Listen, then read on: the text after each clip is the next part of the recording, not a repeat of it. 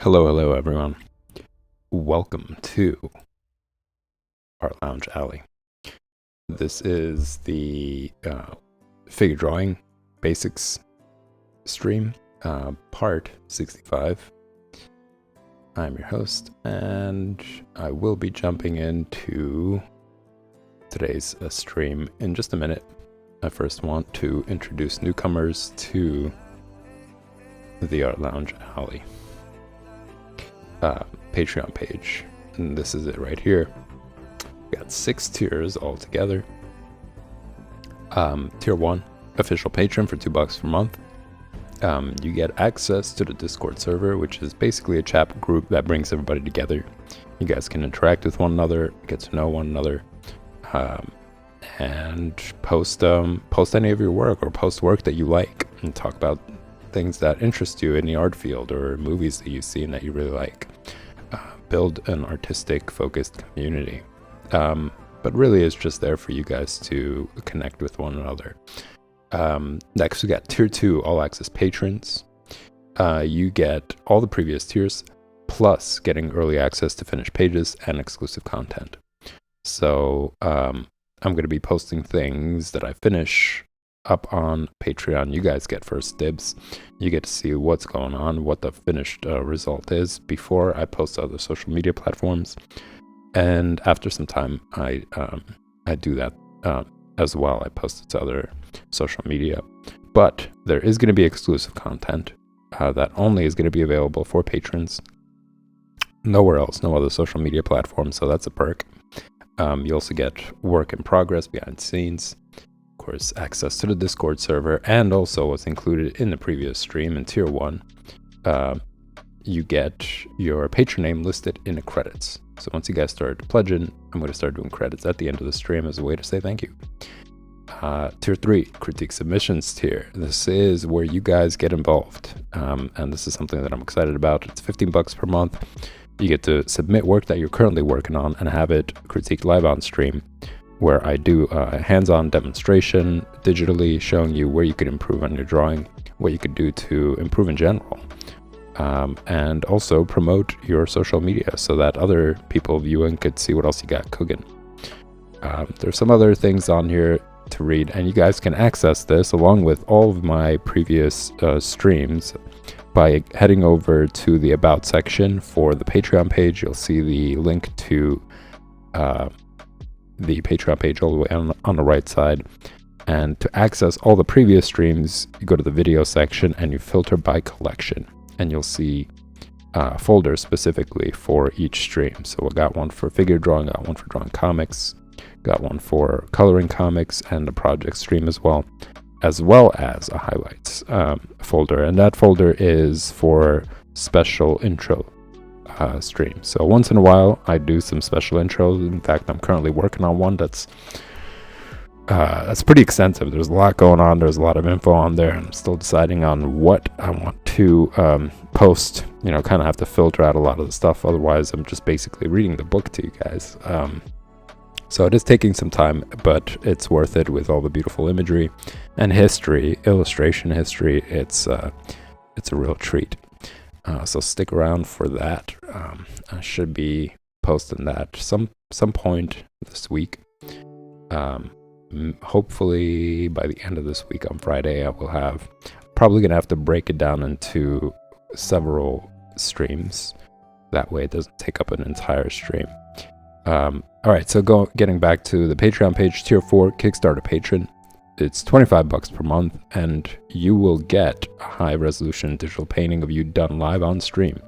And that's going to be held on Thursdays for 2 hours from 8 until 10. Where I'm just going to be doing a high resolution digital painting of you. I encourage you guys to get creative and show your individuality by wearing masks, putting on makeup, glasses, make expressive faces and hats and accessories. You could do one of those things or all those things. It doesn't matter. It's just up to you guys.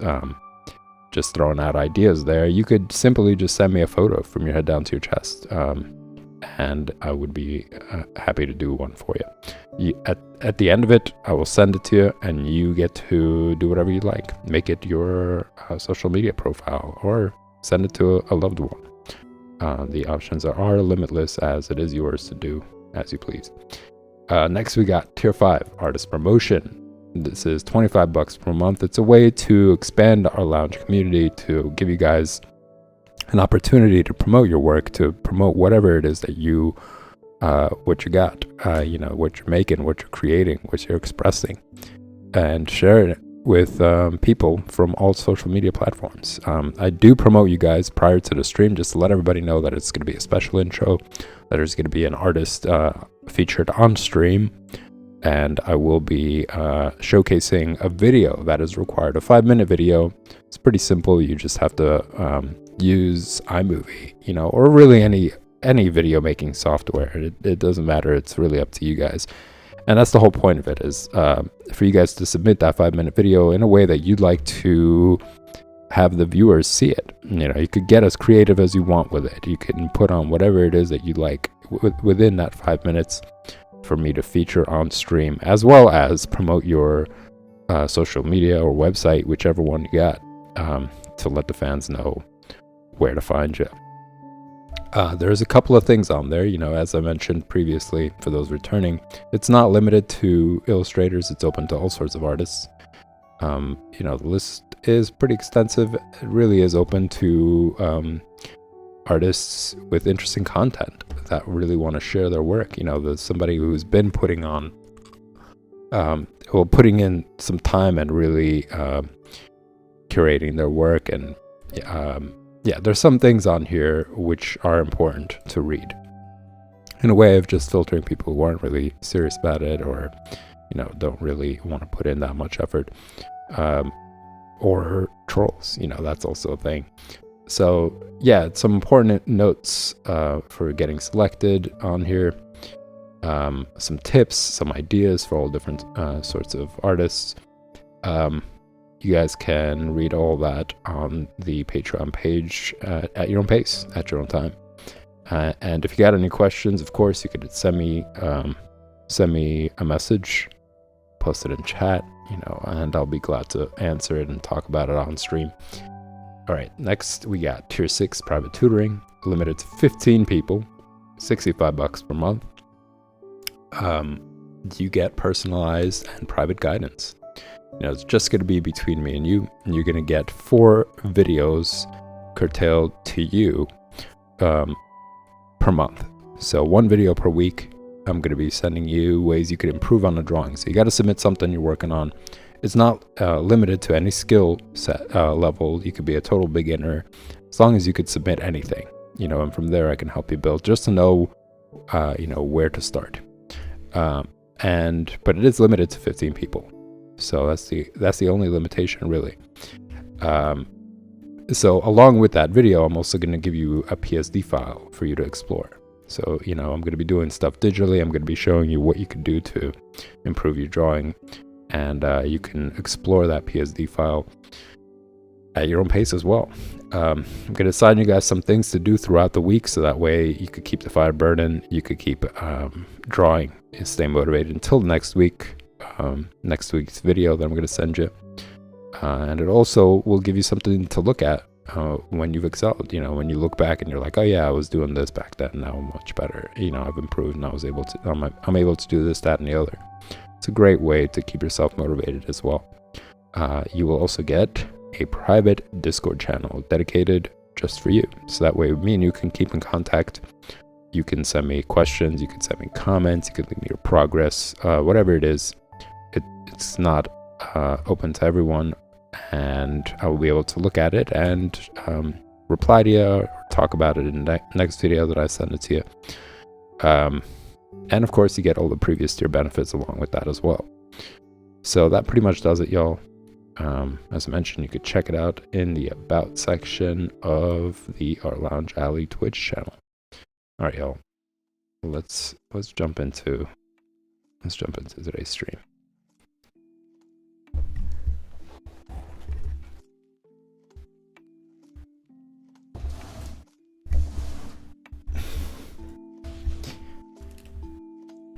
So today, the past few days I've been doing lips and been doing some noses as examples. today I'm gonna do the ear. I'm gonna show you different ways you guys can draw the ear. And I actually would want to start with let's just start with the biggest one, and it's something that I talked about before as well. So I'm going to show you guys and talk about the process that I've been going over for the past chapter, I guess, or 2 chapters. It's just this idea of starting out light. You know, you don't want to press too hard.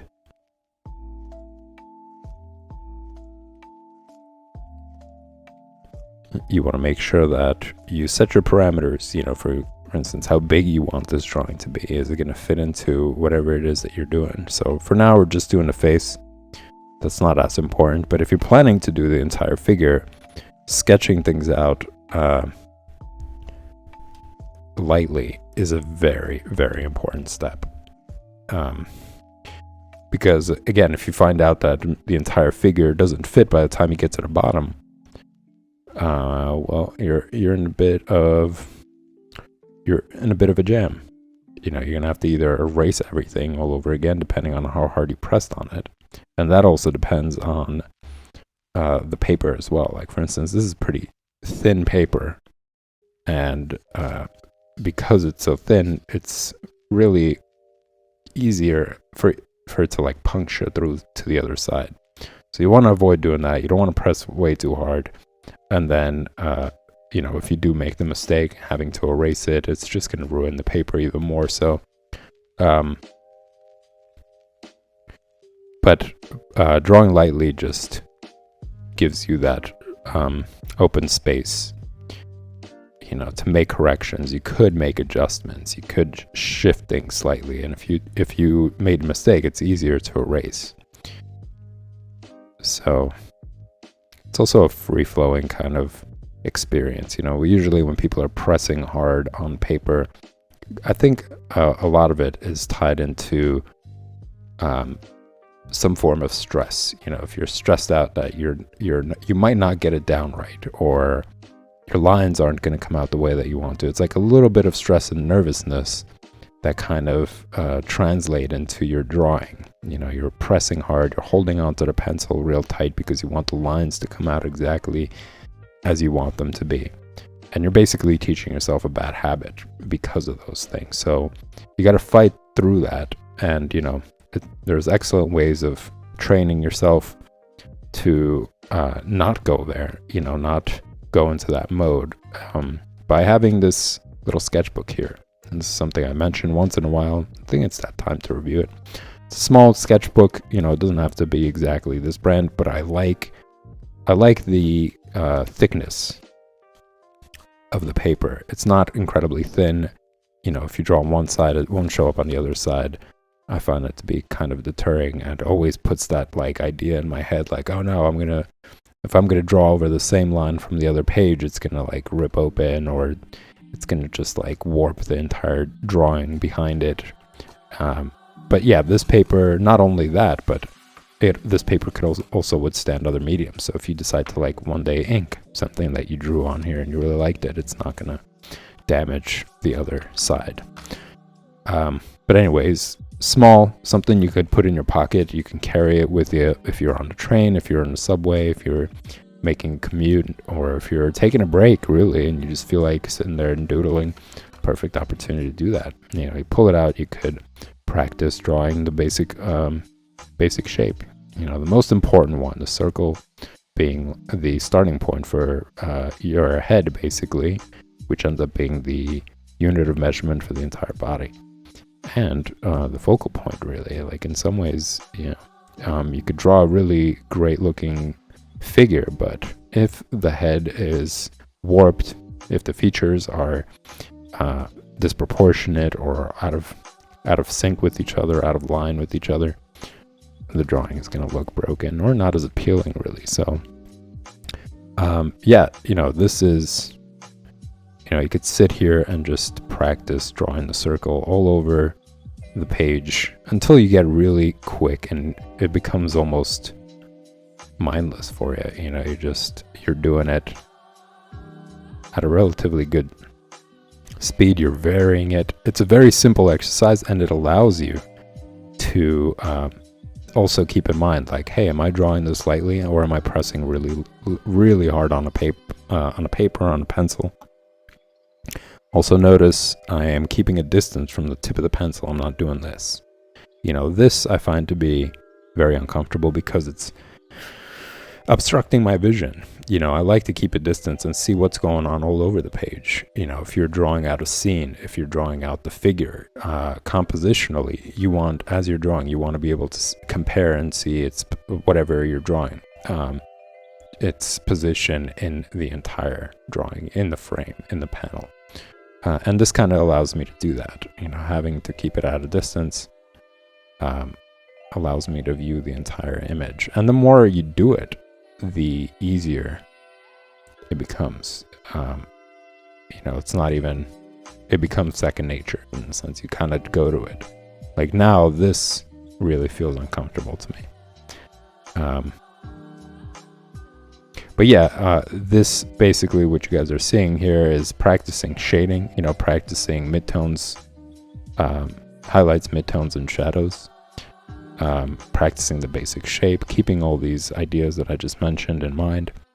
It just makes it easier. You know, this isn't, you're on the subway, you're on a train, you're not getting way too much into detail, you're not doing an elaborate drawing. You could just sit there and practice these things that really end up helping you internalize the process more, internalize these good habits, make them more of like a second nature, you know, rather than a thinking process where you have to think about it.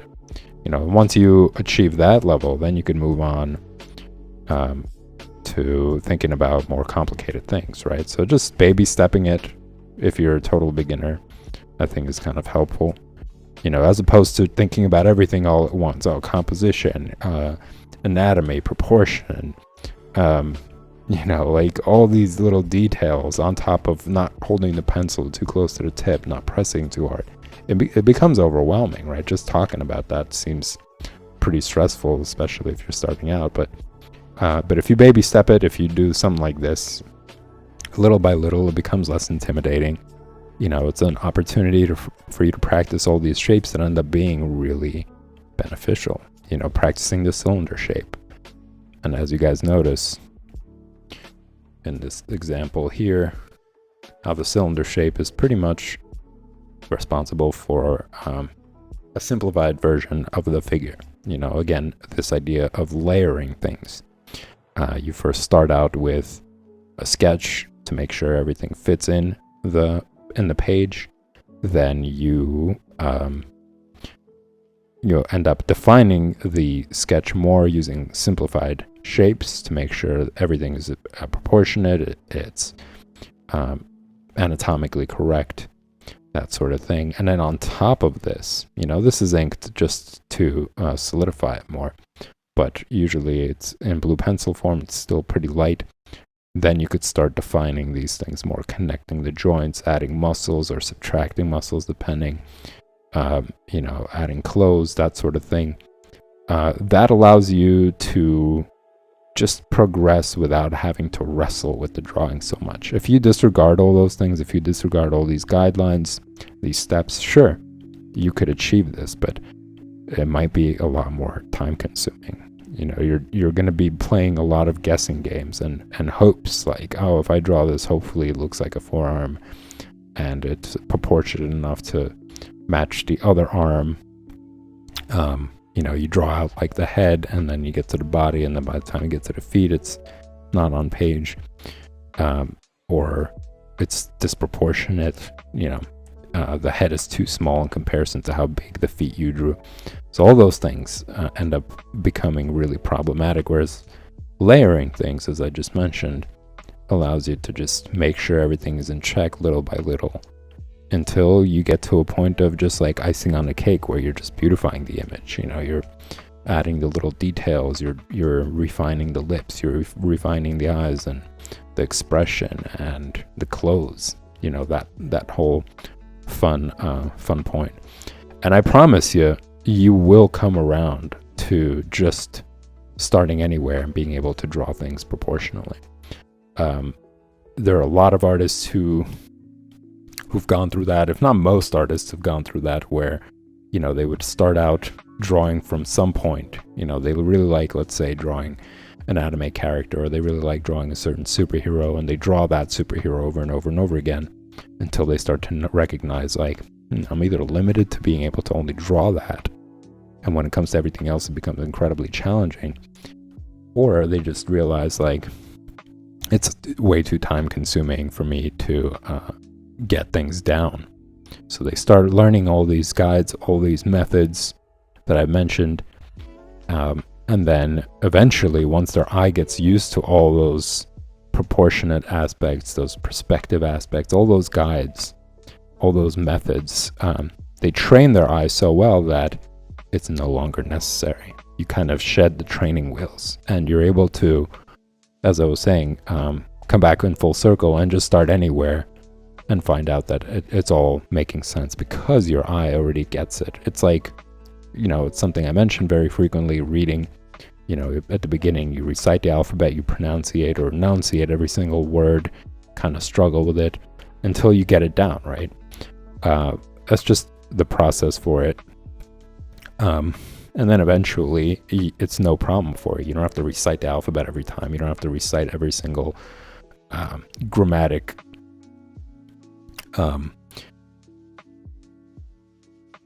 rule or regulation, but like rule for grammar. You don't have to think and recite it every time. You just kind of know, right? It just comes to you naturally. So the same thing happens here.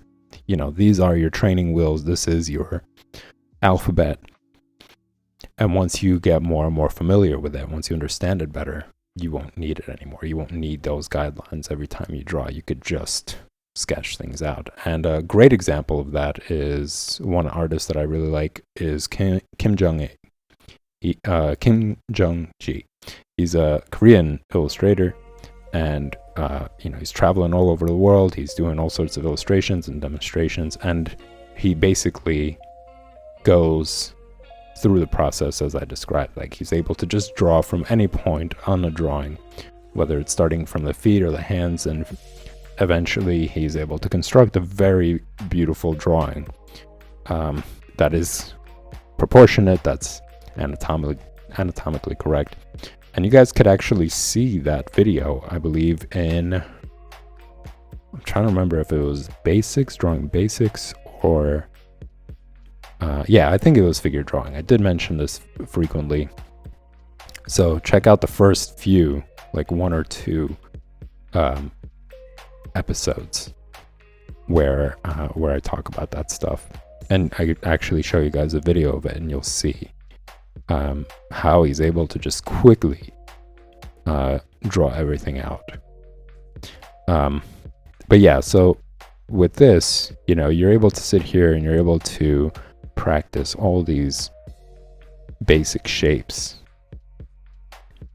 shading them, practicing having more control over the pencil, as I mentioned. Learning to have like a gradual transition from highlights, midtones to shadows. All that ends up playing a very big role in your drawings in general. So there's a lot to benefit from it. And, this gives you that opportunity. The sketchbook, these little techniques, these little exercises allow you to slowly build that up and get better and better and faster and faster. The cylinder shaping, one of the most important shapes, as you guys saw, constructing pretty much most of the body. So the more you practice it, the more you'll jump to it when you are doing a sketch of the figure. If you want to make sure things are uh, fitting onto the page, you could just immediately, rather than just having squiggles and hopefully drawing things out that will make sense, you automatically just start constructing the figure using these cylinder shapes.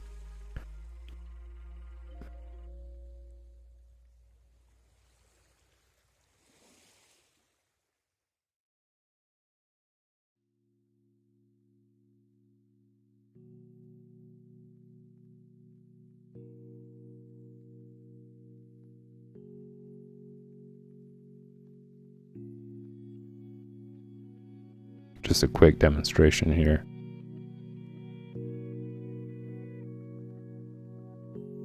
Keeping it light, keeping it loose, and yeah, just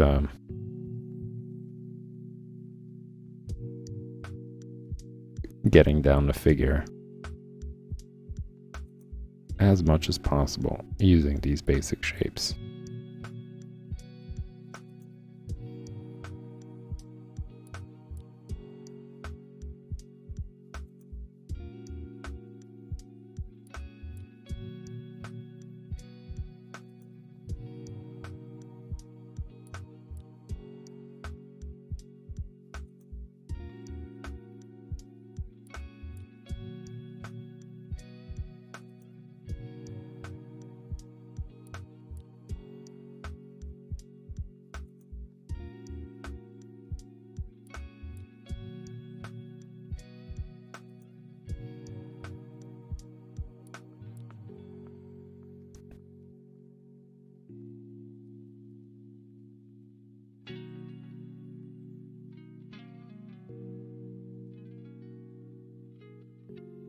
And I find the texture of this paper to be pretty pleasing, because if you take time, actually, like I have all different types of sketchbooks that I've used,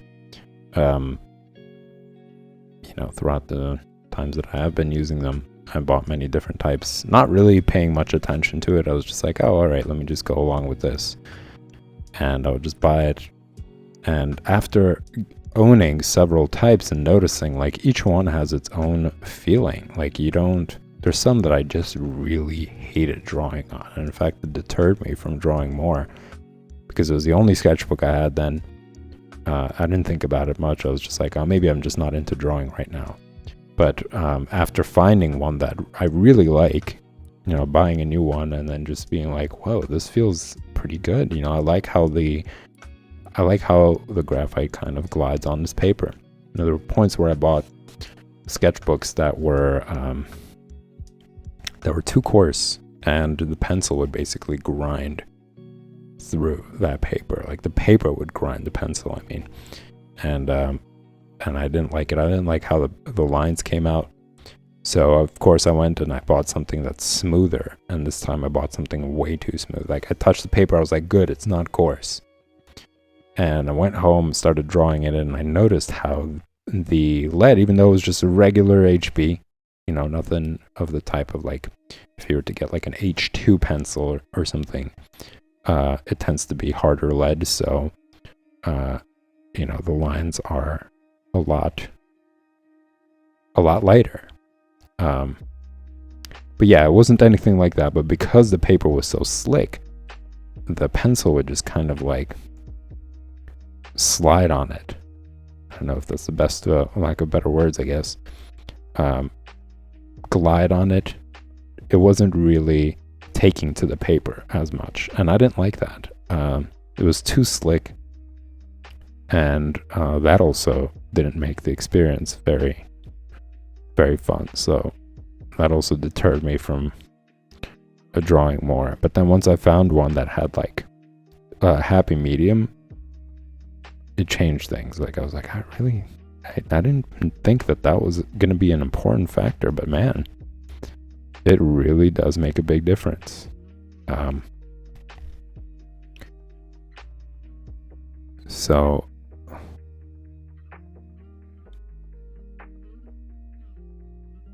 now I'm kind of revisiting this paper, and I'm noticing like, it's too thin. You could see that the other drawing on the other side as you're drawing.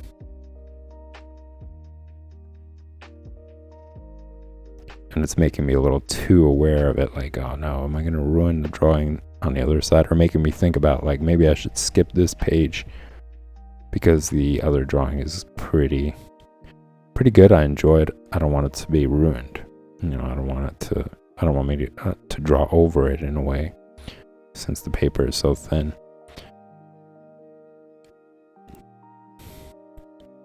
So now I see why I kind of skipped around on pages here.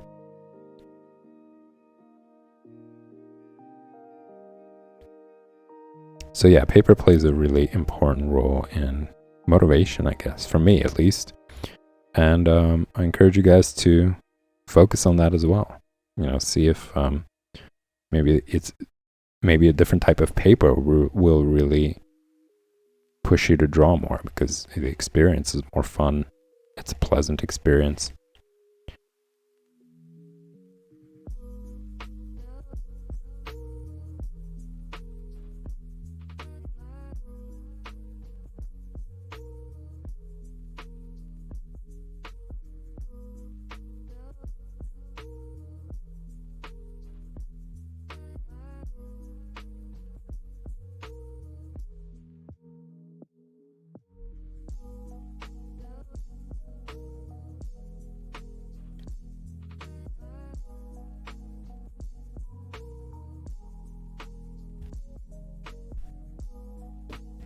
Now, I'm noticing that the nostril is a little too close to the middle line. So it's out of balance.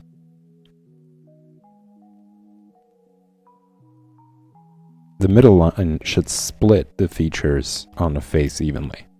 So the space between the guideline and the inner corner of the eye should be the same on both sides. And that's what the line is there for. It really is to just help you, guide you to make sure things are leveled properly, or are even with one another. So in this case, when it comes to the nose, I noticed that it's a little bit too much on the left. It's angling too much on one side over the other as I draw out other features or other highlights of the face. For instance, the bridge of the nose, it should be evenly split down the middle, as opposed to having more on one side than the other.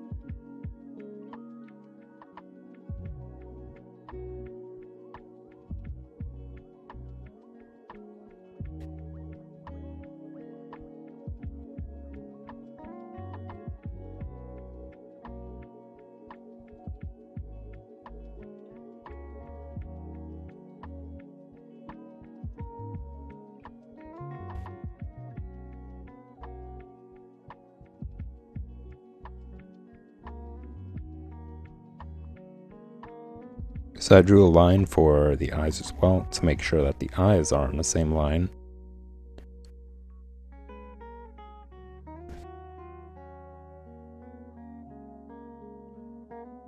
As that's an important detail as well.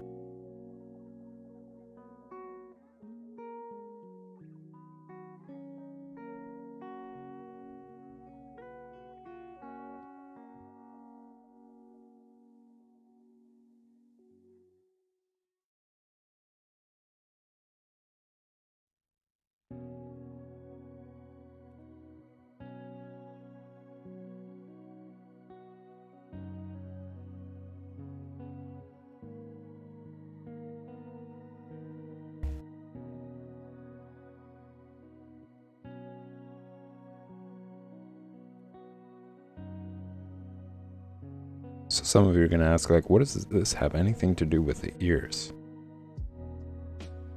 But you will see. And again, this is just as I'm building up to the importance of all this to the ears, just reciting the really important things to keep in mind when you're learning to draw, when you are still a beginner and you're trying to understand better ways of drawing or how to build your drawing. So it's a perfect opportunity just to recite some of these pointers, talk about their value, and as you guys saw in like multiple examples, how valuable it is to have these guidelines there, because any of those things off, even if the eye is slightly off, you know, in terms of height, for example, one is higher or lower than the other, it's going to break the drawing. It's also going to make it less likely that you will capture the likeness of the subject that you're drawing. So let's say you're drawing a live model, or you're drawing somebody like a friend or a loved one. All those details can make or break the likeness.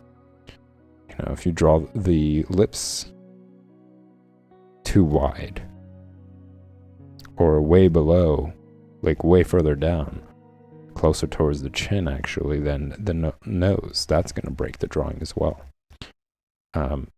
So the whole idea of drawing more and more often is training your eye to see all these little details that end up being really important parts of the drawing.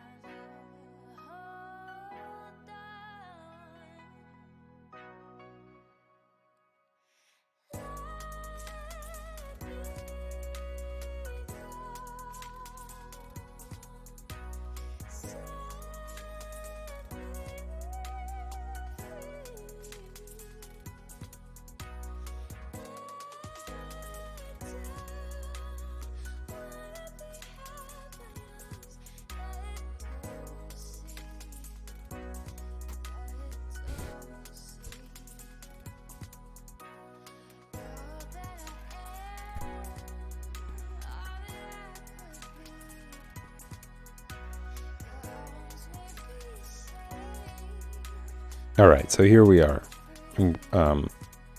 This is how to make sure that the ears are positioned in the right place. And this is something that I've talked about before as well. How do you know where to place the ears? So the ears are usually lined up with the eyebrow line. So if you make a line going straight across, making sure that the eyebrows are lined up, of course,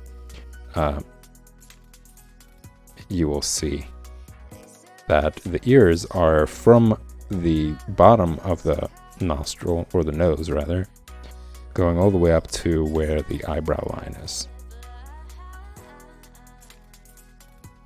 So that's how you make sure that it's proportionate, that it actually makes sense in comparison to the size of the head.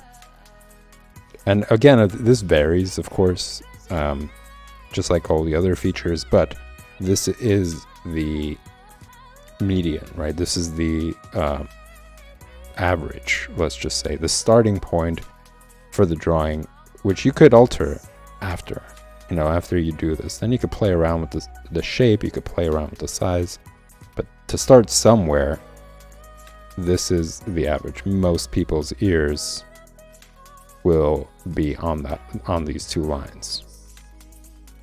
They won't be up here, right, or way too low or way too small. But yeah, you could just, after that, you could play around with those things and see how you like it.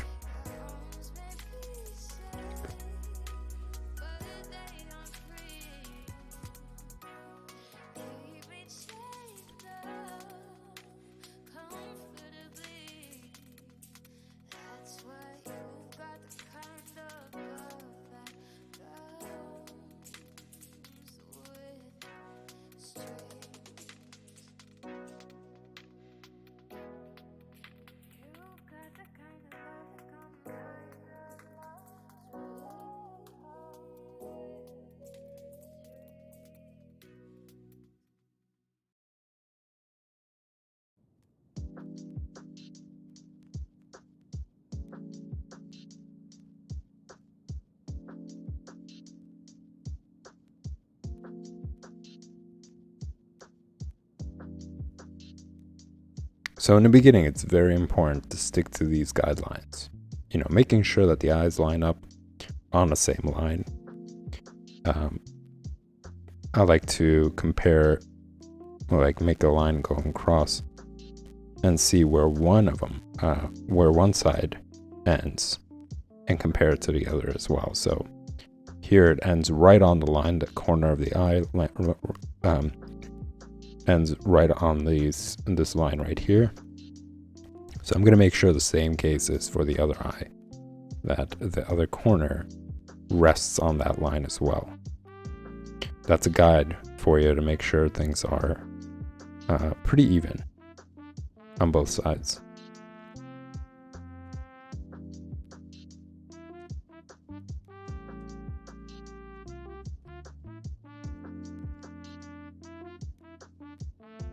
Now, as far as the eyebrows go, of course that varies, right? Because of face expression, so on and so forth.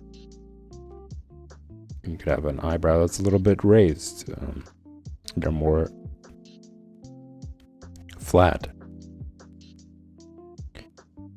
Or they could be furrowed. It really depends. But again, this is just the middle ground. This is what you could do to build your understanding. And then from there, you could adjust things. Once you get that, then you could be like, okay, well, in this case, I'm going to erase this, and I'm going to raise the eyebrow. If the eyebrow is raised, then I'm going to raise other features, maybe make the eyes wider, depending on what kind of a face expression that I want to make. But it's a placeholder. These are all placeholders for you to be able to move things around later. Just the same way as you guys saw these. I believe I have it drawn here as well.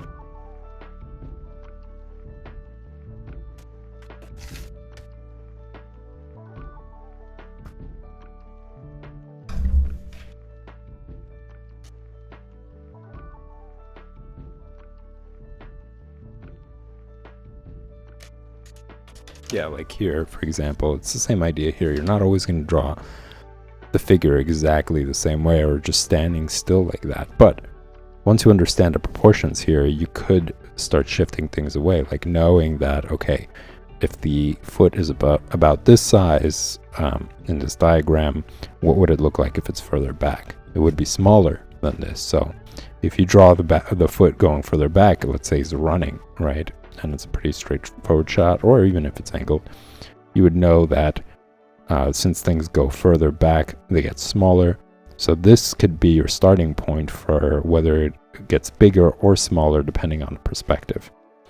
And, if you're going to have the foot further back, then you're going to go from here to make it a little bit smaller to make sure things look perspectively correct. So yeah, this is incredibly helpful, even though some might wonder, like, well, how does this help if I'm going to do foreshortening, or how does it help if it's a different angle or perspective or figure gesture? And this is it. It's your starting point. It's your placeholder. It's something for you to think about as you're constructing the drawing. If you realize, okay, the hand is only supposed to be this big compared to the head. It's supposed to be 3/4 the size of the head.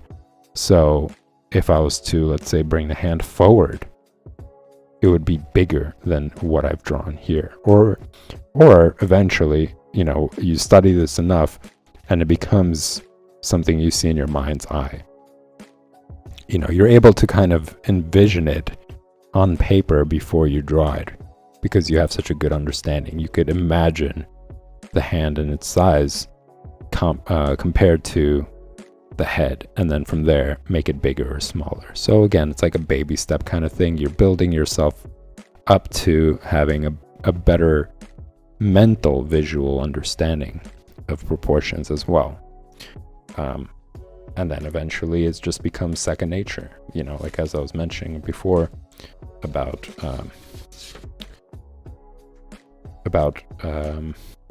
baby stepping things, and the reading process, and how that's kind of the same.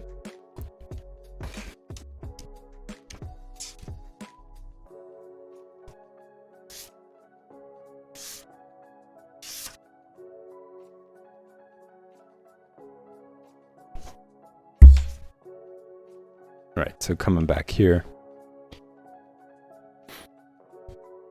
yeah, I was spending so much time covering other things. I noticed the stream is like almost coming to an end, but I did get a chance to talk about the ear. So just to demonstrate here as well, it should be angled. It shouldn't be straight in some way.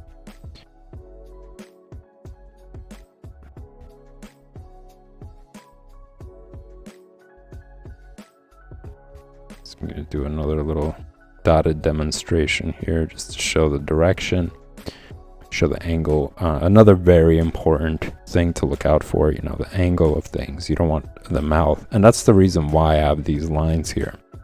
You know, for the eyes or the eyebrows, you don't want the angle of the eyes either being way too up while the other one is down, or vice versa. You know, the nostrils as well, you don't want one to be higher or lower than the other because of this perspective. You know, this perspective is straight shot. It's pretty basic. So you want to just follow that in order to have proper drawing.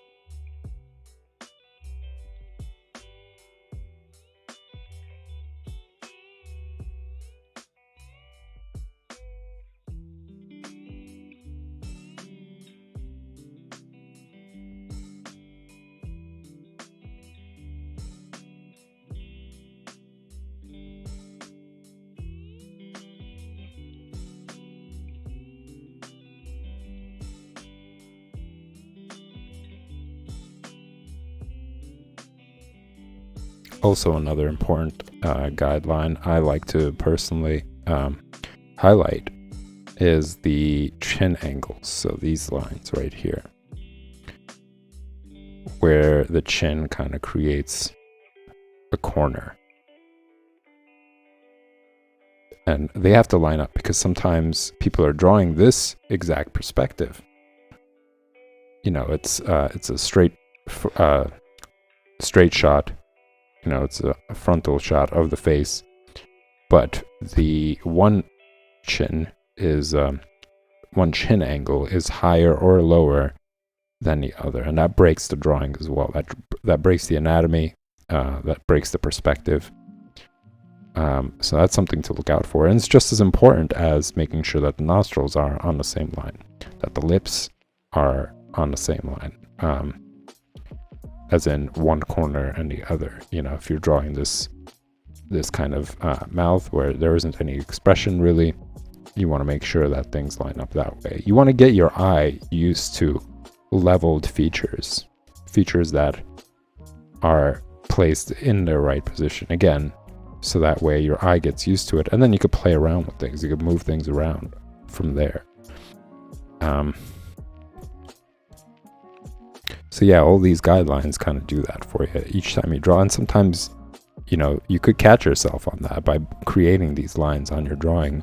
You could be like, oh, look, it's a little bit off, even though I intended not to have that kind of expression or whatever else. Yeah, once you start drawing them, then you could recognize that and you could fix it. And you could be like, oh, that's what's wrong. That's what's off about it. Because sometimes you wrestle with the drawing. I'm sure you guys have come across this, and you're just like, something is off. Yeah, I can't figure it out. And you change this and you change that, but then, you know, if you were to draw these lines, you would realize, oh, it's probably the eye. The eye is a little bit off. Like one is higher than the other. the nostrils a little bit off, or the lip or the mouth is crooked. You know, by focusing on these things, you become more sensitive to them, and you're able to look out for them each time you're drawing, right? Like once you figure that out, you're like, oh, okay, well, next time I sit down, I'm going to make sure that's not going to be the mistake that I'm going to make. But if you don't notice, or if you don't know these little guidelines, these certain rules, you're kind of stumbling across them each and every time, wondering what's wrong. So just another quick tip, especially about the chin, these chin corners. All right, y'all. So that's going to do it for figure drawing basics for today. I'm going to be back tomorrow, of course, the same time and place, 8 p.m. Eastern Standard Time, right here on Twitch at the Art Lounge Alley. I am going to take a 5-minute break, and I will be back for the project stream, something that I'm cooking up from my imagination, some character design, some environment design. Pretty excited about it. It's coming along. So tune in 5 minutes to see what's going on. And thanks again. Thanks for tuning in, checking out the stream. I'll see you guys in a little bit.